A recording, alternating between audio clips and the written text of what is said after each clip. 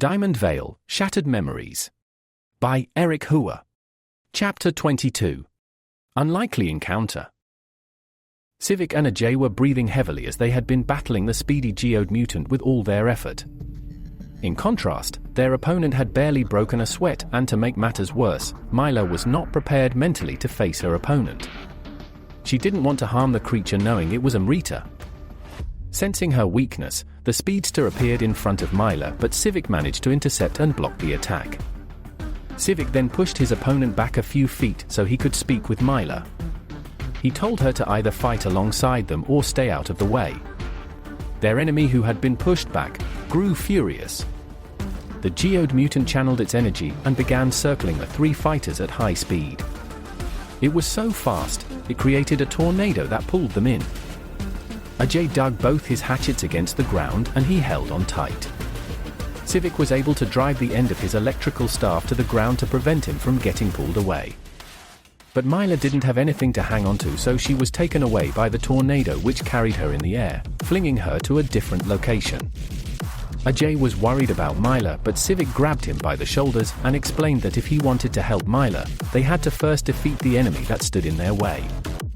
From that point onward, Ajay changed his attitude and prepared himself to fight. With his focus re-established, Saivik told Ajay the plan of attack. Ajay swung his hatchets at their foe, who dodged his attack with ease. Despite the result, Ajay kept applying pressure even though it was the same result every time. He pushed the speedster back by a little, but he could never land a hit. Finally, their enemy got tired of dodging, so she retaliated with 3 quick consecutive jabs, knocking Ajay on his back. The creature had full confidence in its victory, and Saivik thought his enemy had let its guard down. He jumped out and attempted to fire an electrical pulse from his gadget, but the mutant slipped past the attack. The speedster reappeared in front of Saivik and repeatedly slapped him with her palm at high speed.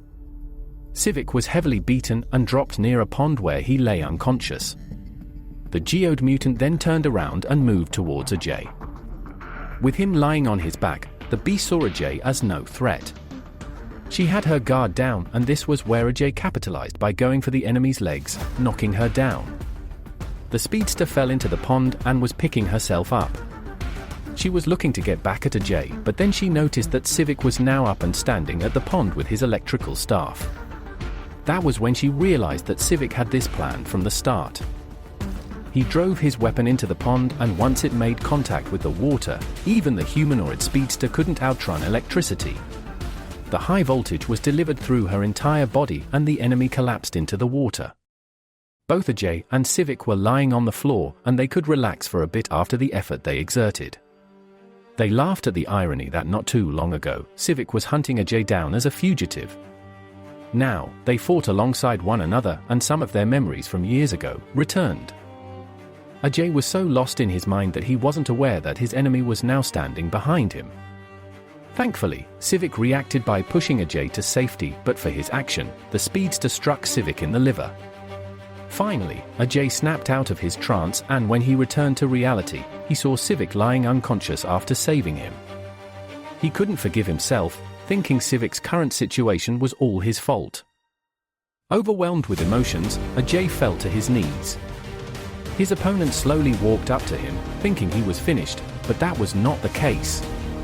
Ajay had been hiding his power because he refused to let anyone see the darker side of him.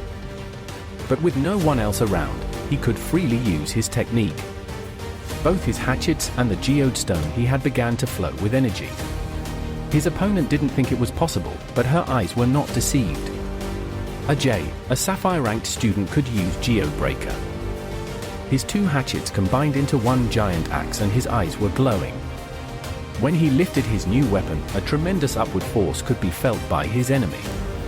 It was so powerful that she couldn't move, nullifying her greatest asset, her speed. Without hesitation, Ajay swung his ultimate weapon, and the Geode-Mutant took a critical hit. The armor on the creature was disappearing, and what remained was a girl whom Ajay recognized as memories began appearing in his mind again. It was his classmate from their time in Diamondvale, Amrita. She gently fell to the ground, lying near Saivik.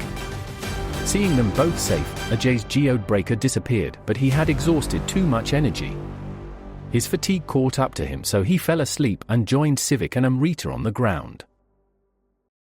After being flung into an unfamiliar part of the polluted wilds, Myla woke up. The first thing she saw was a lion near her face. She was startled initially, but she remembered this lion was the same one she encountered not too long ago.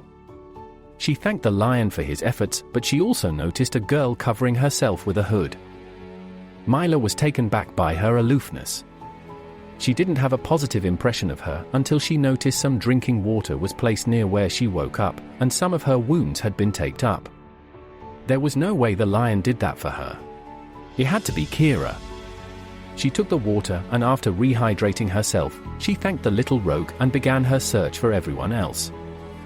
Suddenly, Keira went into an outrage. She was scolding Myla that she needed to rest and stop being so crazy and stubborn by charging recklessly into the Geode-Mutants. Myla concurred that her fighting condition was not optimal, but she couldn't abandon her friends who were fighting for their lives. As Myla was walking away, Keira reminisced about 3 people in her life. She remembered how courageous they were, how they would risk their lives to help others in need. These were memories Keira kept repressed because she thought they would be too painful to remember. However, seeing Myla exhibit similar traits as the people in her memories made her realize that it didn't have to be painful. Before Myla left, Keira called out to her and told Myla that she was going to tag along. Myla warned Keira of the dangers ahead, but the little rogue knew Myla had a terrible sense of direction and required her assistance. Keira called for Leo, and together, they all made their way through the forest.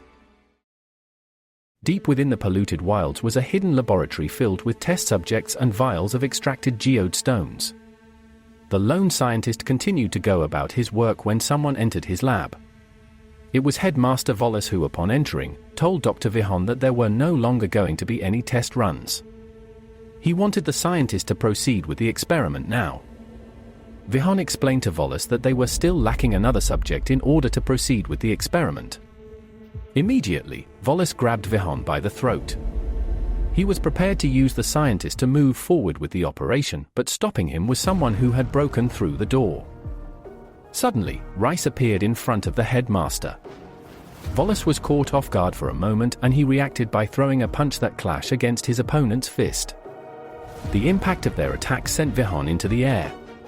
Rice leaped and caught the scientist, who was trying to gather his breath after such a collision. Volis still had the look of determination, but he was masking his fear.